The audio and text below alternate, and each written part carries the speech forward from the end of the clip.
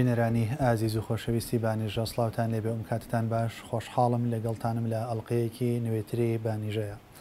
لە شاری هەولێری خۆشەویستم و گفتوگۆ ئەەکەم لەگەڵ نووسەری زۆر ئازیز و خۆشەویست خاوەن قەڵەمی دیاریبواری ڕخنەی ئەدەبی و تیۆری ئەدەبی و وەرگێڕ و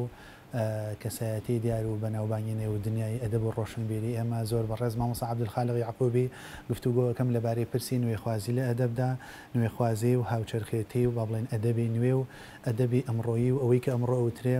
ئەدەب یان شیعر بە جۆرە لە جۆرەکان ڕۆڵەی سەردەمەکەی خۆیەتی ئەم پرسانە و چەندین پرسیتر سەبارەت بە نوێخوازی و ڕەهەندەکانی و بنەماکانی نوێخوازی لە ئەدەبی کوردیا و نوێخوازی بەگشتی و ئەوەی کە دەوترێت نوێخوازی لە وڵاتانی ئەوروپادا بە جۆرە لە جۆرەکان بەرمەبنای شۆڕشێکی فکری یا سەقافی یا هەندێک جار شۆڕشێکی سیاسیشە ئایا نوێخوازی لە ئەدەبی کوردیا بەرکام جۆرە لەم دۆخانە کەوتووە ئەم پرسانە و چەندین پرسیتر ڕوبەڕووی میوانەکەم ئەەکەمەوە ئوستازیان ساوت لێبێ و بەخێربێت سڵاو ڕێز کاکسۆی پەربژیت ئەگەر لە سەرەتا لەوە دەست پێ بکەم ئەتوانین لە پێناسەیەکی کورتایان لە پێناسەیەکی سڕا نوێخوازی بناسین نوێخوازی لە ڕاستیدا بریتیە لە تێڕوانینێکی نوێ و جیاواز لە ئەو تێڕوانینەی کە لە نەریتی ئەدەبی هەر وڵاتێکدا هەیە و ئەو پرۆسەیە کاتێک سەردەگرێت کە داهێنەران حەز بەوە دەکەن کە ئەو هزر و بیر و فەلسەفەی کە لە نەریتی ئەدەبی ئەواندا هەبووە دەرەقەتی وەڵامدانەوەی پێداویستیەکان و نیازە فکری و جوانی ناسیەکانی سەردەمی خۆیان نایەت بۆیە هەوڵ دەدەن کە لە ڕێگای بیرکردنەوەی نوێ بیرکردنەوەی جیاواز لە واقعدا نەریتێکی نوێ دروست بکەن یعنی ئەو نەریتەی پێشوو بە جۆرێک لی تێپەڕن و هەوڵ بدەن کە بە چاوێکی نوێ بە هزرێکی تازەوە لە بواری ئەدەب و لە بواری نووسیندا با بڵێن داهێنان پێشکەشی خوێنەران بکەن کەواتە نوێخوازی هەمیشە پەیوەندیەکی هەیە لەگەڵ ئەو شتێک کە لە ڕابردوودا هەبووە و ئاراستەکەی ئاراستەیەکە بەرەو داهاتوویە کە جیاواز بێت لە ڕابردوو ئەگەر نوێخوازی لە پاشخانی خۆیدا ببڕین لە واقعدا هیچ واتایەکی نییە بۆیە ئەدەبی کوردی ئەگەر بە کورتی بمانێ مەسەڵەن بڵین پرۆسی نوێخوازەکەی بە چ معنایەکە بە معنای ئەوەیە کە ئێمە لە ئەدەبی نوێخوازدا جیهانێکی هزری و فۆرمی و جوانی ناسیمان هەیە کە ئەو جیهانە جیاوازە لەوەی کە پێشتر لە سنەت و نەریتی ئەدەبی کوردیدا بوو. ئوستازیان دەست خۆش نامەوێت بەسەر چەمکەکەی هاتێپەڕم ئەوترێ نوێخوازی نەوگەرایی تازەگەرایی هاوچەرخێتی ئەمڕۆیی ئەمانە گرفتێک دروستەکان یان تازەگەری باس بکەین یان هاوچەرخێتی ناو بنێن کێشەمان لەوەیان نییە گەرن ناوەڕۆکی بابەتەکەی زۆر ڕاستە ئەوەی ڕاستی بێت ئەو ناوانە گرێ بەستن ئێمە هەڵبەتە دەبێت ئەمە بە پێی با بڵێن ڕێژەبوونی بابەتەکە چاو لێ بکەین بۆ نمونە ئەگەر تۆ ئەدەبی نالی چاو لێ بکەی لەوانەیە بە نیسبەت ئەدەبی 300 پێشخۆی نوێخواز بوو بێت ئەگەر کەمێک بینە پێشە مەسەڵەن 100 ساڵ دوای نالی دەبینین ئەو جار ئەدەبی گۆران بە نیسبەت ئەدەبی نالی نوێخوازە کەواتە ئەو نوێخوازیە لە ڕەوتی زەمەندا دیاری دەکردرێت بۆیە من بۆ خۆم زۆر هەستیار نیم لەسەر ئەوەیە کە چ نایەکی بۆ هەڵبژێرین ئەوەی گرینگە ئەوەیە کە ئەو ئەدەبەی کە دەڵێ من نوێخوازم نوێخوازەکەی دەبێت لە ناوەڕۆک و لە فۆرم و ڕوخساری ئەدەبەکەیدا بە نیسبەت ئەدەبی پێشی خۆی دەربکەێت ئەگەر ئەو جیاوازیە هەبێ ئەو نوێخوازیە تازەگەریە ئەوە پڕ بە بێست وەکو ناو ئەگەر نەبێت ئەوە بەس دەبێتە بانگەشەیە کە لە واقعدا هیچ ئەوستا زیاتر سەردەمانێک چەندەیەک پێشێستا و کاتێک کە باز لە ئەدەبی نوێیەکرا باس لەو جۆرە لە بەتایبەت من ئەگەر باز لە شعر بکەم باز لەو جۆرە لە شعرەکرا کە کەانوو دەمە شعرێکی نوێیەکی کێش و سەروای نەبوو هەستێکی ئێستا ئەو سەردەمەمان تێپەڕ کردووە مەسەن ئەگەر شعرێکمان هەبێ و لە ئێسایا بنووسری و بە کێش و سەرواش نووسرا بێ و نوێژ بێت ئەمە چی لێ ناو بنێن ئەکرێ مەسەن پرۆسی نوێخوازی تەنها پەیوەندی بە فۆرمەوە هەبێ بە جۆرە لە جۆرەکان بەبێ گومان وانە چونکە فۆرم تەنها بەشێکە لە ئەدەب بەشێکە لە دەقی ئەدەبی ئەگەر ئێمە دەقی ئەدەبی وەکو ئۆرگانێک وەربگرین لە ڕاستیدا بریتە لە فۆرمولە ناوەڕۆک بریتە لەو ڕوخسارەی کە هەیەی لەو جوانی ناسیە فۆرمیە لەگەڵ ئەو جوانی ناسی کە لە ناوەڕۆک و لە هزر و لە فەلسەفەکەیدا هەیەی بۆیە من بۆ خۆم بۆ نمونە ئەگەر سەروا لە شعردا وەکو نمونە وەربگرین سەروا تەنها وەکو لایەنێکی فۆرمی ئەویش لە ئاستی بۆ نمونە دەنگیدا دەبینم تۆ دەتوانی شعرێک بنووسی بە ناوەڕۆکی زۆر نوێخوازانەوە سەرواشی هەبێت کێشە لە سەروابوون یان نەبوونی دانیە کێشە لەوەدایە لەو شعرەدا بۆ نمونە هەر خودی سەروا بە چ جیهانبینیەک بە چ تێگەیشتنێکەوە لە نێو شعرەکەدا حزوری هەیە ئەوە گرینگە ئەگەر بۆ نمونە سەروای شعرێکی کە بانگەشەی ئەوە دەکات نوێخوازە چوارچێوەکەی پاشخانەکەی شێوەی بەکارهێنانەکەی بۆ نمونە لەگەڵ شعری کلاسیکی پێشخۆی هیچ جیاوازیەکی نەبێت ئەوە تەنانەت لە سەرواشدا نوێخوازی نەکردووە بەڵام من بۆ خۆم قەناعەتم وایە کە نوێخوازی پەیوەندیەکی ڕاستەوخۆ و سەتاسەتی تەنها بە فۆرمەوە نییە هەڵبەت نوێخوازی لە فۆرمشدا دەکردرێ بەڵام نوێخوازیە کە تەنها خۆی بە فۆرم ببەستێتەوە نوێخوازیەکی نیوەچڵە و ناکرێتەوە پێی بڵێ نوێخوازیە کە لەسەر تاپای ئەو ئەدەبەدا هاتە ساراش ئوستاز هەندێک سەردەومان لەبارەی نوێخوازیەوە دەرخست من نوێ پرسیارەکەم لە ئێستا ئەوە بێ ئایا زەرورە ئەدەب نوێخواز بێ ئەنی ئەمەوە لەکوێوە یعنی ئایا ئەدەبێک ئەبێ بە کۆنەخواز ئەدەب ئەو هێزەی تایە چی ئەدەبێکەکە بە کۆنە و چی تازەی ئەکاتەوە باش بەڵێ پرسیارێکی زۆر ڕەوایە بەبێ گومان من پێم وایە ئەدەب وەکو پرۆسەیەکی هزری کە لەم جیهانی کەتوارەدا مەوجودە وەکو هەموو ئۆرگانیسمێکی دیکەی ئەم جیهانە پێویستی بە خۆ نۆژەنکردنەوە هەیە پێویستی بەوە هەیە کە ئەو شتانی کە لە پێشتر بوون دووبارە نەکاتەوە بە خاطرەوەی کە ئەوەی کە دنیا جوان دەکات ئەوەی کە مێژوو بەرەوە پێشەوە دەبات ئەوەی کە گەشە بە موجودیەتی مرۆڤ دەدات تازەبوونەوەیە هەر کەس تەوەلد دووبارەش نیەن ئەلبەت سەعادەت ستارەش نیەن دیارە مەولەی تاوەگۆزی 200 ساڵ لەوە پێش وای گوتووە بۆیە بەختەوەری مرۆڤ وەکو کائینێک لەگەڵ گەشەکردنی جیهان وەکو کائینات پەیوەندی بەوە هەیە کە نوێخوازی هەبێت و ئەو نوێخوازیە ئەگەر بخێنە نێو قوارەی جیهانی ئەدەبەوە زۆر زۆر پێویسترە چونکە تۆ لە جیهانی ئەدەبدا لەلایەکەوە سەرروکارە لەگەڵ هزر و فکر و تێڕوانینە کە ئەگەر مەسەلەن تازە نەکرێتەوە معنای ئەوەیە کە تۆ هەر خەریکە دووبارەکان دەجویتەوە و لەلایەکی دیکەشەوە ئەدەب پەیوەندی بە واقعی ژیان و مرۆڤ و جیهانەوە هەیە و ئەگەر تۆ ڕوانینی خۆ تازە نەکەیت تێگەیشتنی خۆ تازە نەکەیت لە واقعدا ئەو هزرە نوێیانەی کە بتوانن معنایەکی تازەتر و جوانتر بە ژیانی مرۆڤ ببەخشن موجود نابن لەلایەکی دیکەشەوە ئەگەر تازەگەری و نوێخوازی نەبێت هەستی جوانی ناسی مرۆڤ جارێکی دیکە تیژ نابێتەوە و لەوانەیە ئەو مرۆڤە لەسەر ڕوتێک بڕاتە پێشە کە هەر لە پێشتردا هەبووە بە بێگومان ئەوە ڕازی دێنێت وساز وەک ئەزانین بە جۆرە لە جۆرەکان زۆرێک لەو پرۆسە نوێخوازیانی کە لەناو ئەدەبی جیهانیە هەن وەک لە پێشکی بەرنامەکەش ئاماژم پێە شۆڕشێک گۆڕانکاریەک شۆڕشێکی سەقافی حتا شۆڕشێکی سیاسی لە پشتیانەوەیە جاو نوێخوازیە سەری هەڵداوە مەسەلەن ڕۆشنگیری بێ ڕێنیسانس بێ جەهرێک لە ڕێبازە ئەدەبیەکان نەکرێت لە پشتیانەوە شتێکی زۆر لە ڕێبازەکە گەورەتر ڕووی دابێتە ڕێبازەکە کەوتبێتە کێبەرکێ لەگەڵیەوە بەنسبەت نوێخوازی لە ئەدەبی کوردیە ئێمە شتێکی لەو جۆرەمان هەیە ڕووداوەکانی ناو کوردستان چ جۆرە کاریگەریکیان لەسەر ئەم پرسە هەبووە چ کۆمەڵایەتی بنیا سیاسی بنیا ئاینی ئەو پرسیارت دیسان پرسیارێکی زۆر وردە ئەمن با لە بیرۆکە و تێزێکی تێڕێگەڵتنەوە باسی ئەو پرسیارە بکەم تێڕێگەڵتن بۆ کە ڕەخنەکارێکی زۆر گەورەی دنیای ڕۆژاوایە باوەڕی وایە کە هەموو گۆڕانێک لە جیهانی ڕەخنەی ئەدەبیدا ڕەگ و ڕیشەی لە گۆڕانێکی سیاسی کۆمەلگادا هەیە من ئەو قسەی ئەو دەگوازمەوە بۆ سەر تاپای جیهانی ئەدەب یعنی گۆڕانێک کە لە جیهانی ئەدەب دێتە ئاراوە و نوێخوازی ئەگەر بەشێک لەو گۆڕانە بێت هەمیشە پاشخانێکی هەیە کە ئەو پاشخانە بەشێکی زۆری سیاسیە بەشێکی زۆری کولتوریە ئەدەبی کوردیش لەو با بڵێن ئەسڵە بێبەری نییە بۆ نمونە تۆ چاولەکە لە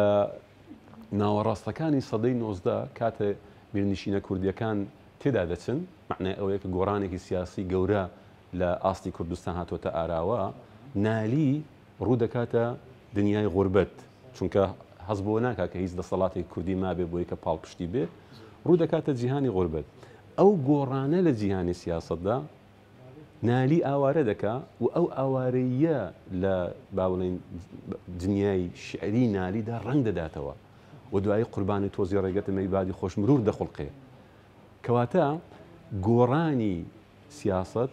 کۆمەڵ دەگۆڕێ گۆڕانی کۆمەڵ کولتور دەگۆڕێ گۆڕانی کولتور دەتوانێت ئەدەبیش بگۆڕێ هەر عینی ئەوە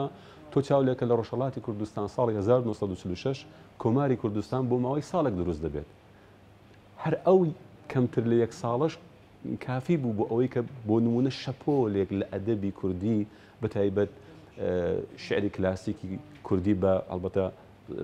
حاڵەتی جەماوەریەکەی لەسەر دەستی هەژاروی هێمن بێتە ئاراوە لەولاوە قزڵجی و مەسەلەن کەسایەتی دیکە بێن پەخشان بنووسن لە ڕۆژنامە کوردیەکاندا و ئەو ڕەوتە بەردەوام بێ ئەو ڕەگوڕیشەیە وردەوردە بە دارێک و باوجودی ئەوەی کە تۆ لە ڕۆژهەڵاتی کوردستاندا تا ئێستا ڕێگات پێ نەدراوە بە زمانی کوردی بخوێنیت یا ئەدەبی کوردی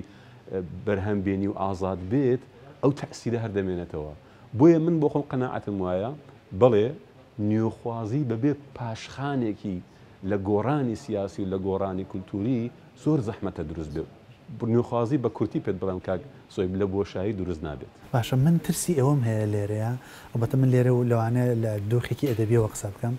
ئەم دۆخەوا بخوێنێتەوە کە هەمیشە ئەدەب پاشکۆی سیاسەتە یا پاشکۆی چوزانم دۆخەکانی تری کۆمەڵگەیە ئەدەب ئەوەسێ چوزانم جۆرێک لە گۆمەنگی مەنگی لێ تا سیاست بێ و دەستکاری بکە اینجا ئەویش وەک پاشکۆی سیاست دەربکەوێت ئەمە چۆن لێک بینەوە مەسەن ڕێک ناکەوێت ئێمە ڕۆمانێکی گەورەمان هەبێ واقع بگۆڕێ داستانێکی گەورەمانە بێ واقع بگۆڕێ چامەیەکی شعریمانە بێ و چوزانم دەستکاری واقع بکە ئەمە چۆن بخوێت زۆر ڕاستە لە ڕاستیدا ئەو پرسیارش دیسان پرسیارێکی ڕەوایە لە شۆنی خۆیدایە ئەمن پێم وانییە کە ئەو گۆڕانەکە لە جیهانی واقعدا دێتە ئاراوە و بەشێکی چونکە لەسەر مۆزوعی دەسەڵاتە و پەیوەندی بە سیاسەتەوە هەیە بە معنای ئەوە بێت کە ئیتر ئەدەب پاشکۆی بۆ نمونە کەرتی سیاست بێت نا لە ڕاستیدا مەسەلەکە ئەوەیە کە کاتێک گۆڕانکاریەک لە جیهانی سیاسەتدا دێتە ئاراوە معنای ئەوەیە کۆمەڵێک دەرفەت و دەرەتان دروست دەبێت بۆ ئەو کەسانەی کە بۆ نمونە دەیان هەوێ بنووسن بێنە نێو مەیدانەکەوە و ئەو شتێک کە لە جیهانی خۆیاندا بە شێوەی سربەخۆ دەیبینن ویا لێی دەڕوانن بکەن بە بەرهەمی ئەدەبی یعنی تۆ چاولێکە بۆ نمونە میرنشینی بابان وەک بۆ نمونە باسم کرد کە تێکچوو معنای ئەوە نەبوو کە نالی بۆ نمونە دەستبەرداری ئەدەبیات بێ یعنی چونکە گۆڕانێک لە سیاسەتدا بە زەرەری کورت هاتوۆتە ئاراوە کەواتە نالیش بێ بە پێی ئەو زەرەرە دەست بەرداری ئەدەبیات بێ بە پێچان دەبین لێدا ئەدەبێکی گەورەتر دەخڵقێت بەڵام قسە لەوەدایە کە جیهانی سیاست کە طبعاً کە دەڵم جیهانی سیاست تۆ ئابوووریەکەشە لە بەرچاو بگرە چونکە ئابووریش بەشێکە لە جیهانی سیاست قسە لەوەدایە کە دەرەتانەکانی سەرهەڵدانی بزوتنەوەی ئەدەبی خۆش دەکەن بەڵام ناتوانن ئەلفوبێی نووسین و داهێنان بە ئەدەبیات بڵێن و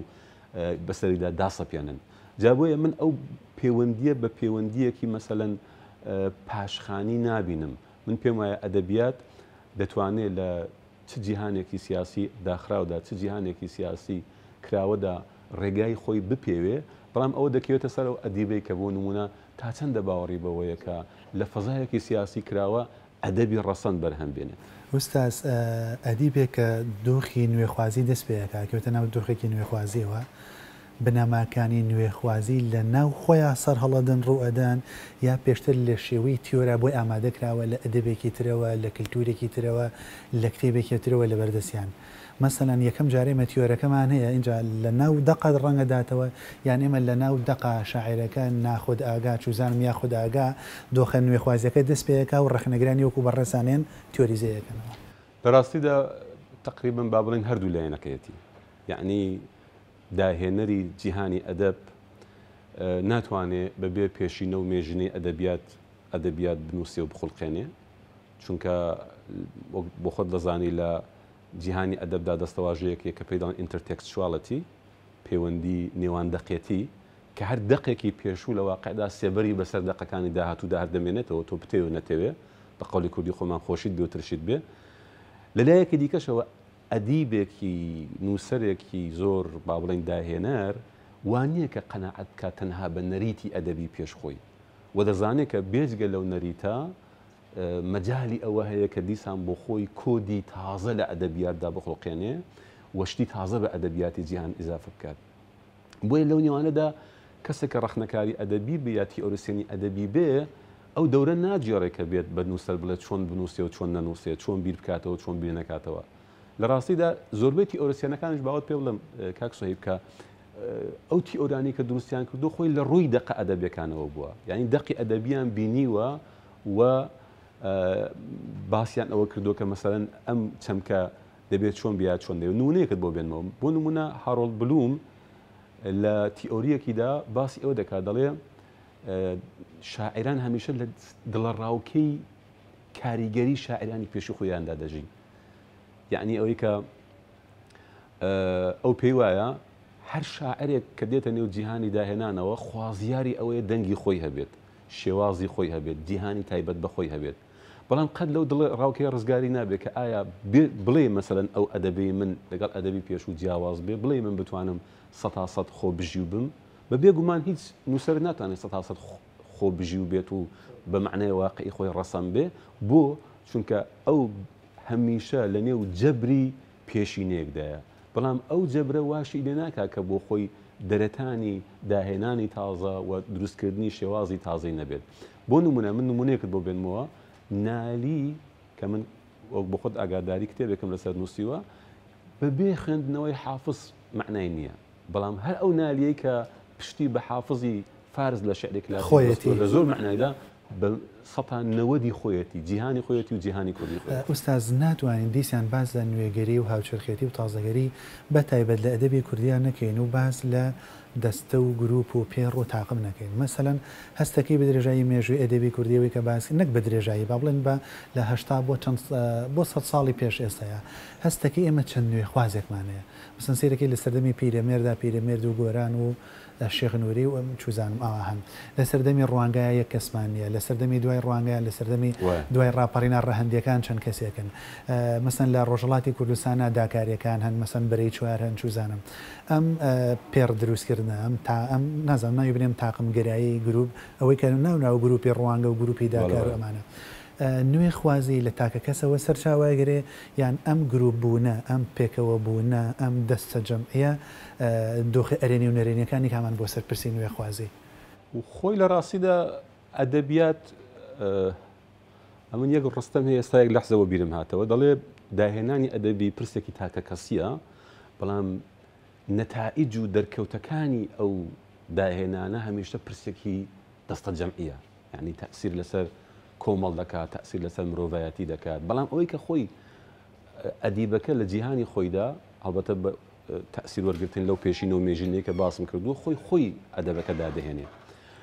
ئەو تاقمگەراییە یا ئەو پێکهێنانی گروپانە من بۆ خۆم زیاتر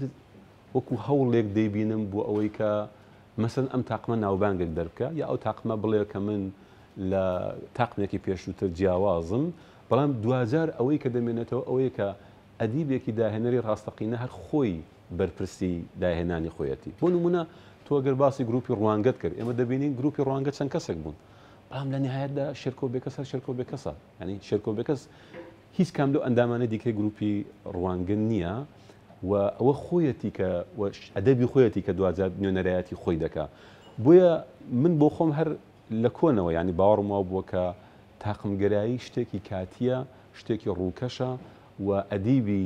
ڕەسەنی داهێنەر دوجار هەر خۆی نوێنەری خۆیەتی. ئوستاز شەڕێک هەیە لەسەرەوەی کێ یەکەم بوو کێ پێشکیە نووسی، چوزانم هێشتا جاری وایە نامەی ئەوەشی لەسەر نووسێ ئەتڕحی زۆر گەورە و بۆ یەکلایی بکرێتەوە، مەسەن پیرەمێرد پێش گۆران بوو، گۆران پێش شێخ نووری بوو، حتا لە نێوان شێرکۆ بێکەس و لەتی ڤەڵمەتا کێ پێشکێ بوو. ئەمە بەنیسبەت دۆخە ئەدەبیات جدیەکەوە بەنیسبەت ڕەخنەی ئەدەبیەوە ئەرزش و بایەخێکی هەیە جۆرێک لە گفتوگۆ و ململانەیە. وەڵامی پرسیارەکە وەرەگرم بۆ دوای ئەم ناوبڕە و دەست پێەکەینەوە. بینەرانی خۆشەویست ئەم ناوبڕە وەرەگرین.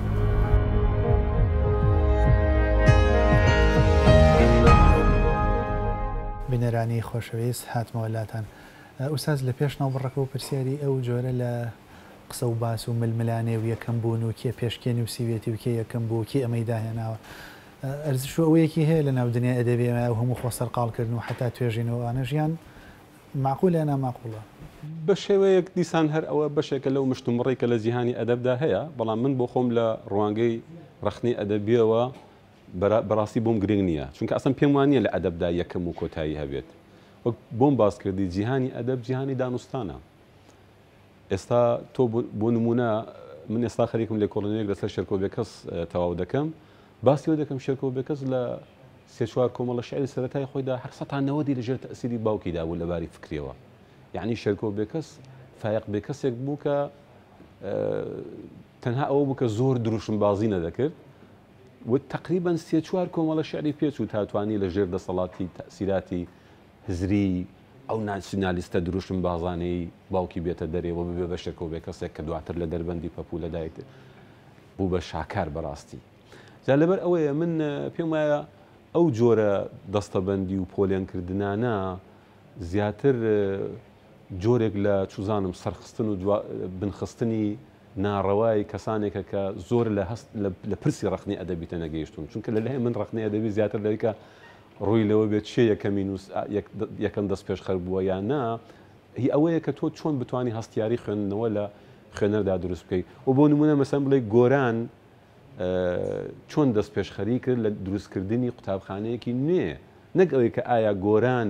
یەکەم کەس بوو کە شعری نوێی نووسی یا مەسەن شێخ نووری 6 ساڵ ئوستاز پرۆسە نوێخوازیەکان هەستی نوێخوازی بیری نوێخوازی ئەو درکانەی لە ناو تاکێکی شاعر یا ڕۆمانوزی هەر جۆرێک لە خاوەن هەرژانێکی ئەدەبیا بێ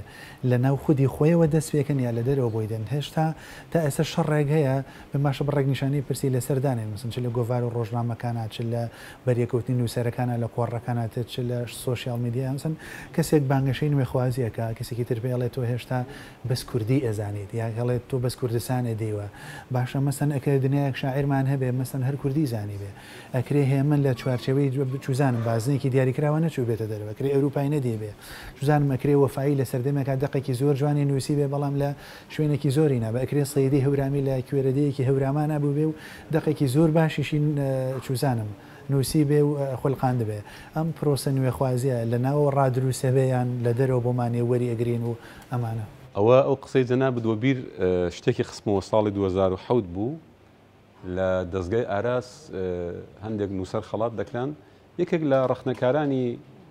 کورد ئەو کات لە بیرمە بە شعری کلاسیکی دەکوت شعری کۆن لە بەرابەر شعری نوێدا یعنی من کەمێک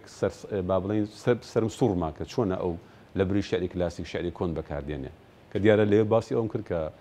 بەڕاستی ئەمە جۆرێک لە بەهادانانی بەلایانی نەرێنیە بۆ ئەدەبی کلاسیکی کوردی کە تۆ پێی بڵێ شعری کۆن بەتایبەتێک کە دواتر بڵێ شعری نوێش باسی شعری نوێ بکەیت من پێم وایە پێویست ناکە ئەو کەسەی کە داهێنەر بێت حتمما ئاگاداری ئەدەبی جیهانی بێت ینی ناچارەکی و بڵین ئەوە شەرتی لازم و کافیە بەڵام هیچ گومانی تێدا نیە کە ئەدیبێک کە بیهوێ پێشەنگ بێ کە بیهوێ داهێنانی گەورە بکات کە بیهوێ نیۆخوازی بە معنای ڕاستەقینە بێنێتە ئاراوە باشتر وایە و بە قازانجی وایە کە ئاگاداری ئەدەبی جیهانی بێ یعنی بۆ نمونە تۆ چاولەکە گۆرانی خۆمان لەوانەیە زۆر لەژێر تەئسیری ئەدەبی نوێی هاوچەرخی تورکیدا بوو بێت و دواتر بوو بێ بۆ گۆرانە یا سوارە ئیلخانی زادە لە ڕۆژهەڵاتدا زۆر بەوردی ئاگاداری ئەو گۆڕانە بوو کە لە جیهانی ئەدەبی فارسی و لەسەر دەستی نیمایوشی جوو دواتر ئەحمەدی شامل و ئەوان هاتە ئارا و دواتر بوو بە سوارە ئیلخانی زادە و خەو بردنەی نووسی بۆیە من پێم وایە ئەگەر ئەدیبێک جیهانی بڕوانێت یارمەتی دەرە بۆ ئەوەی کە زووتر پرۆسەی نوێخوازی دەست پێ بکەوە کاریگەرتر بەرهەمی بێنێ و ئەدەبیاتی خۆی بەڵام ئەوەی کە بڵین ئەدیبێک ئاگای لە هەموو جیهان نەبێت و لەوانەیە ئیتر بەخاتری ئەوە توانستی داهێنانی نەبێت من پێم وایە ئەوە 100% ئوستاز وەک چۆن تەنها یەک نوێخوازمان نییە لە هەر بەشێک لە بەشەکانی کوردستانە نوێخوازێکمانەیە لە هەر لە مەجالەکان ئەمسن بۆ نمونە سێرکە گۆرانمانەیە قەدریجانمان هەیە چوزانم سوارەی ئیلخانی زادەمانەیە ئەم پارچە بوونی کوردستان بەسەر ئەم جوگرافیەیە لە مەسلحەتی ئەدەب باشکاوەتەوە یان ئەمەیان چۆن بخوێنینەوە ئێمە چەند نوێگەرێکی جیاوازمانەیە ئەگەر لە ڕووی تام و چێژ و جیاوازیەوە هەستەکەی جۆرێک لە فرەڕەنگی پێیەوە ئەو فرەڕەنگیە تا ڕادەیەک ڕاستیدا پەیوەندی بەو سروشت و تەبیعەتەوە هەیە کە با بڵێن پاشخانە سیاسی و کولتوریەکە دروستی کردووە لە پارچە جیاوازەکانی کوردستان بەڵام من بەش بە حاڵی خۆم یەک لەو کەسانم کە پێم وایە لەم 200 ساڵەی دواییدا چونکە ئەو ستەمەی کە لە کورد کراوە تقریبا هەموو بە یەک شێوە بووە کە بریتی بۆ لەوەی کە تۆ لەباری نیشتمانیەوە سەرکوت بکرێ و خاوەنی کیانی نەتەوەی خۆت نەبێ تقریبا ئەدەبەکەش یەک ئاراستەی گرتووەتە بەر هەڵبەتە بە ڕێگای جۆرا و جۆر بە لەق و پۆپی جۆرا و جۆر بەڵام بۆ نمونە تۆ چاولێکە لە خەوەبردینەی سوارئیل خانیزادەدا هێڵێکی جێڕانەوەی بەنسبەت نەتەوەی کورد دەبینی کە ئەو هێڵە دواتر لە دەربەندی پەپولەی شێرکۆبیە کەسیشدا زۆر بە ڕاشکاوانە دەبیندرێ هەڵبەتە لەوانەیە بە وردەکاری زیاتر بە زمانی شاعرانی جیاوازتر بە ئیماژیسمی جیاوازتر بەڵام من پێم وایە ئەوە بڵێت دەرەتان و دەرفەتێک بوو بۆ ئەوەی کە لە پەنجەری جیاجاوە بڕوان لە جیهانی داهێنان و نوێ خوازیەکان لەوانەیە ڕنگ و بۆنی جیاوازیان هەبوو بێ بەڵام من بەش بە حاڵی خۆم پێم وایە لە سروشدا لە تەبیعەتیاندا یەک بوون. ئوستاز سوودوەرگرتنی کوردەکان شاعرانی کوردیا بە بڵێن وێژەوانانی کورد لە زمانی سەردەستەی میلەتەکان باڕێک ڕاست بێڵێم فارس و عەرەب توانیویان ئەم کاریگەریە بگوازنەوە مەسەم سەردەمێک کە گۆران ئەڵێ من لەژێر کاریگەری ئەدەبی عەرەبیا کەوتمە هەوای واقعیەتەوە باشە مەگە سوارە وەرگرین مەسەن گۆران وەرگرین شێرکە وەرگرین لە تێف هەڵمەد وەرگرین ئەمانە توانیویانە بەتایبەت لە ڕێگەی حرەکەی تەرجەمە وەک چۆن نەزانین بە شێوەیەکی زۆر خێرا بەتایبەت ئێستا لە ڕۆژهەڵاتی کوردستانە پرۆسێکی زۆر خێرا هەیە مەسەڵەن ڕووداوە ئەدەبیەکان قەزیەکان حتا خەڵاتەکانی ئەدەب کتێبە گەورەکان بە خێرایی تەرجەمەکەن وەک لە باشووری کوردستانە وێژەوانانی کورتوانیوانە ئەوە لە بخوازنەوە لە ڕێگەیەوە بکەونە و پرۆسێکی زۆر نوێ خوازیەوە وەندەی ئاگادار بمسەر لە ڕۆژهەڵات پرۆسەکە زۆر خێرایە سە شعری نوێ خوازی و نوێتر خوازی و ئەو محاولانە زۆر هەن حەزم لێ لەسەرەوە هەندێک وەست نانە زۆر ڕاستە ئەو با بڵێن وەرگرتنە هەیە یعنی کاریگەریە کە ئەدەبیاتی ئەو نەتەوانێت کە لەباری سیاسیەوە هەڵبەت چونکە لەباری کولتوریەوە من لەو کەسانم کە پێم وانیە ئەوان سەردەست بن بەس لەباری دەسەڵاتی سیاسیەوە سەردەستن بەڵام لەباری فەرهەنگی و ئەدەبیەوە منیش ڕێکنێتم لە دۆخەسیاسی ئەوان لە ڕاستیدا بەشێکن لەو فەرهەنگەی کە لە ڕۆژهەڵاتی ناوەڕاستەیە ئێمەش بەشێکین بەڵام قسە لەوەدایەکە ئەو دەرفەت و دەرەتانانی کە بۆ ئەدەبی ئەوان ڕەخساوە لەبەر ئەوەی کە خاوەنی دەسەڵاتی سیاسی بوون بۆ ئەدەبی کوردی نەڕەخساوە بۆ نمونە تۆ چاولێکە شاعرێکی کورد لە ڕۆژهەڵاتی کوردستان تابی هەیە دیوانە شعرێکی خۆی چاپکا دەبێ حەوخوانی ڕۆستەم تێی بکات بەڵام لەوانەیە ئەو ڕێگایە بۆ شاعرێکی فارس زۆر کورتتر بێت و زۆر ئاسانتر بێت بۆیە ئەو زووتر خوێنەری خۆی دەبێت زووتر کاریگەرەتی ئەدەبێکی خۆی دەبینێتەوە بەڵام شاعرێکی کوردوانیە و لە ڕاستیشدا شتێکی تر کە گرنگە من پێم وایە ئەدیبی کورد شاعری کورد چیرۆکنووسی کورد کارێکی زۆر باش دەکات کە لە ئەدەبیاتی ئەو نەتەوانە کاریگەری وەردەگرێت یا دەیان خوێنێتەوە بە وردی و کەڵکیان لێ وەردەگرێت من دیسان دووبارەی دەکەمەوە ئەگەر مەسەلەن نالی حافزێکی لە پێشنەبایە من ناڵم نەدەبوو بە نالی ئێستا بەڵام لەوانەیە ئەو قوڵاییە کە لە شعردا هەیە مەسەلەن زۆر نەبووە یا مەسەلەن سوارە زۆر بە وردی ئاگاداری شعری شاملو بوو شعری نیمای شوز بوو بەڵام دوای خەوەبەردینەیەکی بەرهەمهێنا کە لەباری فۆرمەوە هیچ فڕێکی بەسەر ئەدەبی فارسیەوە نییە حتا من لە وتارێکی دوور درێژدا باسی دەکەم کە خەوەبەردینەی سوارئیل خانیزادە لە واقعدا جۆرێک لە بەیتی مۆدێرنە یعنی بەیتی کوردی بگرە کە بەشێکە لە ئەدەبی فلکلۆری و زارێکی کورد ئەو هات پێ ڕۆحێکی مۆدێرن و فۆرمێکی مۆدێرنی بەبەرداکرد دەبێت و حتا ناوەڕۆکێکی مۆدێرن کە بریتی بێت لە ڕزگاری نیشتمانی. ئوستاز قسە لەسەر گۆرانیژێ ئەو هێزەی لە با بڵێن جگە لە دۆخی هینەکە فۆرمەکە کێشی پەنجەی عروس ئەڵێن ئەوەی بە جۆرێ لە جۆرەکان جگە لە ئەدەبیاتی تورکیەکە لە هەورامانیشەوە زۆر وەرگرتووە یعنی ئێمە توانین بگەڕینەوە بۆ مێژووی خۆمان و سەر لە نوێ دروستیکەینەوە 100% حتا ئەو ناتورالیزمی کە لە ئەدەبی گۆراندا هەیە ئەو سروشتگەرایی کە تۆ لە ئەدەبی گۆراندا دەبینی هەرو سروشتگەرەیە کە لە شعری مولەوی تاوەگۆزی و مەلا مستەفای بێسارانیدا دەبینی بەڵام گۆران هاتووە بە کامێرایەکی مۆدێرن باسی لەو سروشتە کردووە گەشتە هەورامانێکی ئەگەر جەنابەت تەبعەن خوێند بێتەوە دەبینی ئەسڵەن وها ڕۆحێکی کوردانە لەباری پەیڤەوە بەو شعرە دراوە کە تۆ ئەگەر تەنانەت ئەو ناوچانەی هەورامانیشت نەبینی بێ بەستە بۆ ئەوەی کە شعرەکەی گۆران بخوێنیتەوە و چێژ وەربگریت لەو سروشتە کوردەواریە بۆیە من پێم وایە ئەدەبیاتی کوردی بەڵێ کاریگەری لە ئەدەبیاتی ئەو نەتەوانەی سەردەستی خۆی لەباری سیاسیەوە وەرگرتووە بەڵام بە قازانجی شکاوەتەوە وستاز ناکرێ باز لە نوێخوازی بکەین و باز لە چەمکێک یا پرسێک نەکەین کە ناوی جیهانی بوونەوەی ئەدەبە ئەدەبی جیهانیە باشە دقێک بۆ ئەوەی جیهانی بێتەوە ئەبێ هەڵگری چەمکی نوێخوازی بێ یان چیتری پێویستە لەگەڵ دۆخە نوێخوازیەکە بۆی بتوانێت جیهانی بێتەوە یان هەر ئەستن پێویستە ئێمە ئەدەبێکی جیهانیمانە بێ یا بۆ خۆیان ئەدەبە لۆکاڵەکانیش بۆ خۆیان شتن لە ڕاستیدا ئەو ئەدەبە جیهانیە کەمێک با بڵێن چەمکێکی ئاڵۆز و کەمێک تەمومژاویە ینی من بەوەسمان چی بێ لە ئەدەبی جیهانی ئایا دەکرێت تۆ دابنیشی بڵێ من 6 کۆت هەیە ئەگەر ئەو 6 کۆدە داخلی دەقەکەم بکەمەوە دەبێت ئەدەبی جیهانی ئەگەر نابێت و مەسەن لەو 6 کۆدە 3 کۆت داخلکەم دەبێتە ئەدەبی لۆکالی و ناوچەوی نابێتە جیهانی نا بۆ شێوەیە نییە لە ڕاستیدا ئەدەبیاتێک کە ڕەسەن بێ ئەدەبیاتێک کە داهێنەرانە بێ ئەدەبیاتێک کە بە تاموبوونی ئەدەبیات ڕنگدانەوەی واقعی وڵاتی خۆت بێت دوجار خەڵکی جیهانیش ئەدەبە بخوێنێتەوە وەربژێردرێتە سەر زمانەکانی دیکە و هەست بکەن کە لە ڕێگای ئەو ئەدەبەوە شتێکی تازە بە هزری ئەوان زیاد بووە شتێکی تازە بە چێشکەی جوانی ناسی و جیهانبینی ئەوان زیاد بۆ دەبێتە ئەدەبی جیهانی لەواقعدا ئەدەبێک جیهانیە کە زۆربەی خوێنەرانی جیهان بیخوێننەوە جا لەبەر ئەوەیە کە من پێم وایە ئەدەبیاتی جیهانی ئەوە نییە کە ئێمە دابنیشین بڵێن پلانی وڵات دەڕێژین بۆ 10 ساڵی دیکە لە پلانی گەشەکردنی ئەدەبی کوردی بگەین بە ئەدەبی جیهانی نا من پێم وایە ئێستاش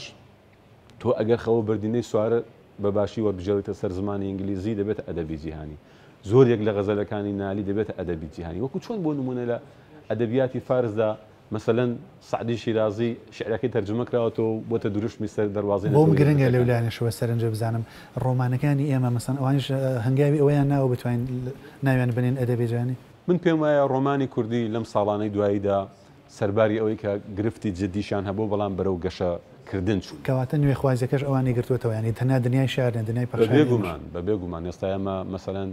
هەندێک لە ئەزمونە ناوەندیەکانی بەختیار عەلی بۆ نمونە دواهەمین هەنار ڕۆمانێکی سەرکەوتووە حەسار و سەگەکانی باوکمی شێرزاد حەسەن گرەی بەختی هەڵاڵی عەتانەهایی هەندێک لە کارەکانی میران ئیبراهیم وایە ئیبراهام و بە تایبەتی لەم دوایانەدا کارەکانی جان دۆست ئەوانە بەڕاستی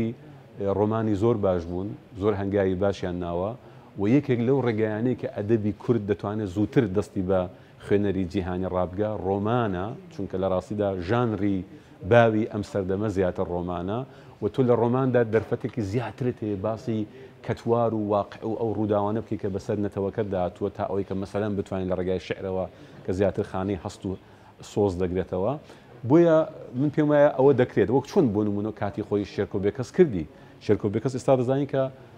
کەسێکە لە ئاستی جیهانیدا دەخوێندرێتەوە کەسێکە کە بۆ نمونە فارسەکان هەر زۆر حەزیان لێتی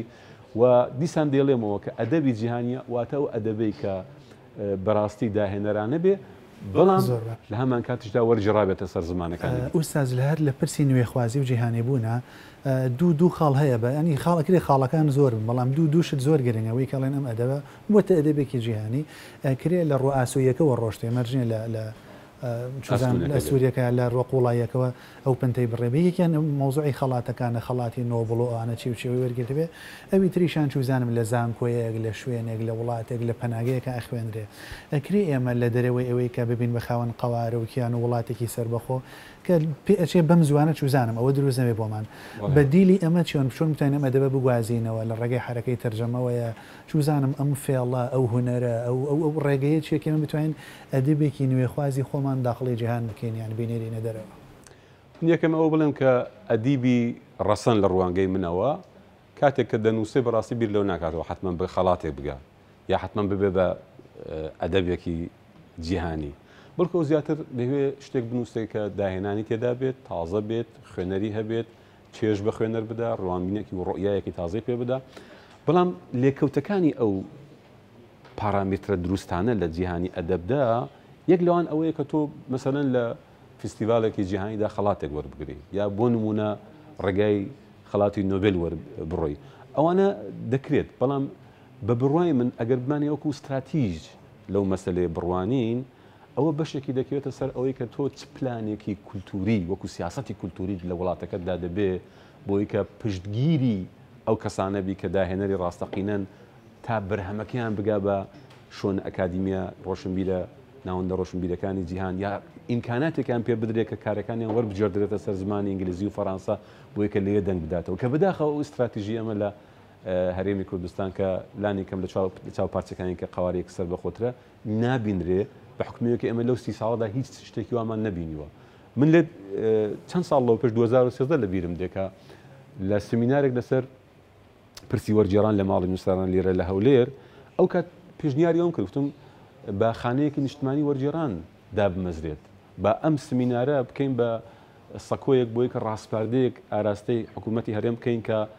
کاکە تکایە وەرن بیر لەوە بکەنەوە کە ئەو بەرهەمە باش و ناوازانەی کورد بکرێت بە ئینگلیزی بە فەڕەنسا بۆ ئەوی کە ئێمە لە ڕێگەی ئەدەبیاتەکە بۆ خۆمان بە جیهان بناسیێنین بەس بەداخەوە وەکو هەموو شتێکی دیکە وەکوخرا تا ئێستاش وەک هەموو شەڕەکانی تر نەزانم بۆ لەم بەرنامە هەر سەرنجم لەسەر ئەو جۆرە لە کێبەرکی و بە یەکدادان و ئانە بوو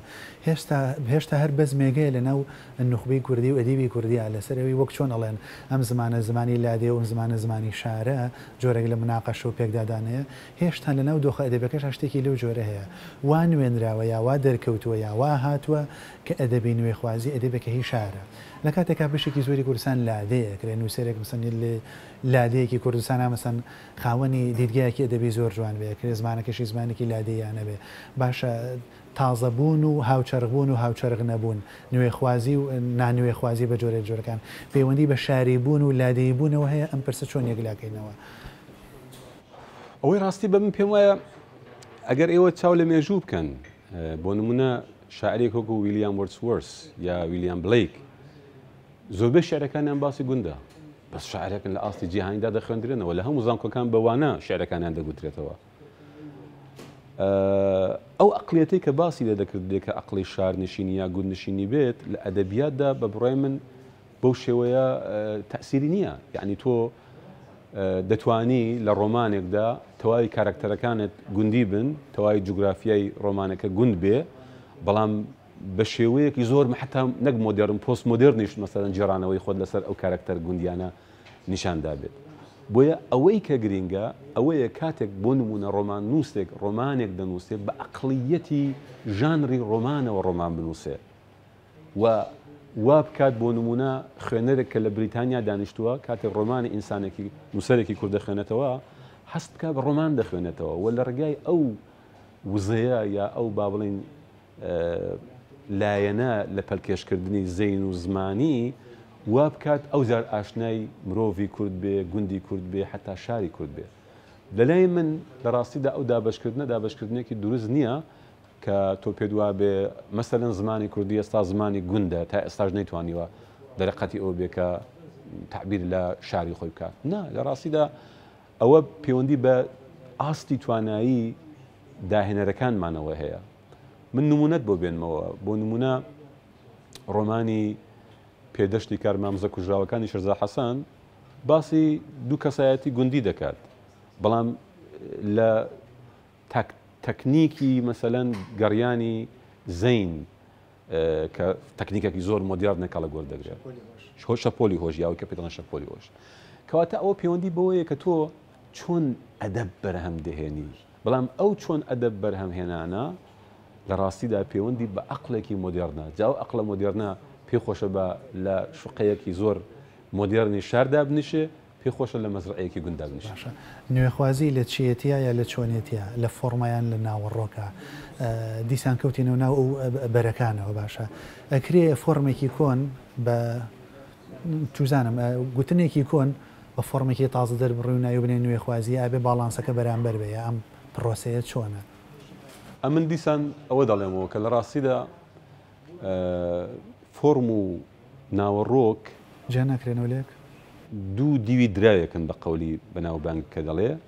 و تۆ ناتوانانی بڵێ لایەنێکیان ئیهمال دەکەم لایەنێکان گرنگی پێدەدەم بۆ نمونە ئەگەر تۆ بڵێ نوێخوازیەکە پرۆسێکی سەراپاگیرە نی پێکەوە 100 بۆ نمونە دیسان دەڵێمەوە تۆ دەتوانی بە هزرێکی زۆر مۆدیێرن شعرێک بنووسی کە کێشیشی هەبێ سەرواشی هەبێ بەڵام باز لە واقعی ژیانی ئەوڕۆ بکات باز لەو کێشانەکە کە ئینسانی ئەوڕۆ لە جیهانی سەدەی 21دا تووشی بووە و هەڵبەتە بە جوانی ناسیەکی مۆدیێرنیشەوە بەڵام ئەگەر تۆ بێت و شعرەکەت سەروایی نەبێت کەچی لە ناوەڕۆکدا ئاماژە بە هیچ لایەنێکی ژیانی ئەوڕۆ نەکات ئەو شتێکە لە ئەدەبی با بڵێن لە ڕخنی ئەدەبی یا لە تیۆری ئەدەبی پێ دەڵێن ئەخلاقی ئەدەبی، یعنی ئەوەی کە تۆ هەڵوێستێکە لە بەرابەر و جیهانەدا نەبێت، تو هەڵوێستێکی ئینسانی نەبێت. بۆ نمونە کاتێک کە مرۆڤێکی ژێرە دەستە دەچەوسێتەوە و مرۆڤی چەوسێنەر لە سایە ئەو چەوسانەوەیە مەسەلەن بە امتیازاتێکی زۆر دەگا. ئەگەر ئەدەب لە بەرابەر ئەوەدا بۆ نمونە بێدەنگ بوو،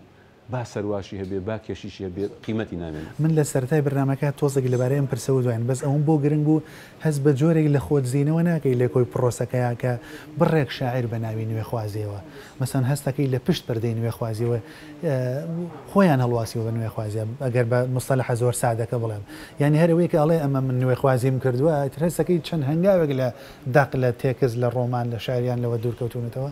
نەک بڕێک شاعیر، لەوانەیە زۆر شاعیر، لەوانەیە زۆر کەواتە یەکی ئەکرێکێ لە خەسارەکانی نوێخوازی ئەوە بێت. 100 با پێت بڵێم نوێخوازی لە ڕاستیدا بە دروشم ناکردرێ یا بە بانگەشە ناکردرێ، ینی کەسێک بێ بڵێ من نوێخوازم بەس بە خاترەیەکە بە شێوەی سەروادار شعر نانووسم نوێخوازم، ناوە نییە. نوێخواز بۆ نمونە گۆرانە کە ئەگەر چاولەکەی لە زۆر شعریدا سەروا هەیە، بەڵام ئەو جیهانە تعبیریە شعریەی کە مەسەلەن گۆران هێنیە ئاراوە لە ناریدا نابیندرێت، لە مەحویدا نابیندرێت، لە حاجی قادی کۆیدا نابیندرێت، کەواتەوە نوێخوازیە. بۆیە من پێم وایە نوێخوازی لە ڕاستیدا کردەیە نەک بانگەشە و تێکەڵبوون و قوڵبوونەوەیە نەک بۆ جۆرێک کە جەناب باسی دەکەی خۆ هەڵواسی. کاک دکتۆر شتێکی ئەوتۆم نەماوە بە نسبەت کاتی بەرنامە خۆگینا من لە قسە و وتە شیرینەکانی بەڕێز تێر ناخۆم، دووبارە و چەندبارە زۆر سپاس دەکەم مامۆستا عەبدولخالق یاعقوبی نووسەر و ڕخنەکاری دیاری ئەدەبیاتی ئێمە، زۆر سپاس دەکەم و گەورەی نواند و زۆر خۆشحاڵ بووم. بژی بۆ ئێوە و بە هیوای بەردەوامی بەرنامە جوانەکە سپاس دەکەم و گەورەی نواند.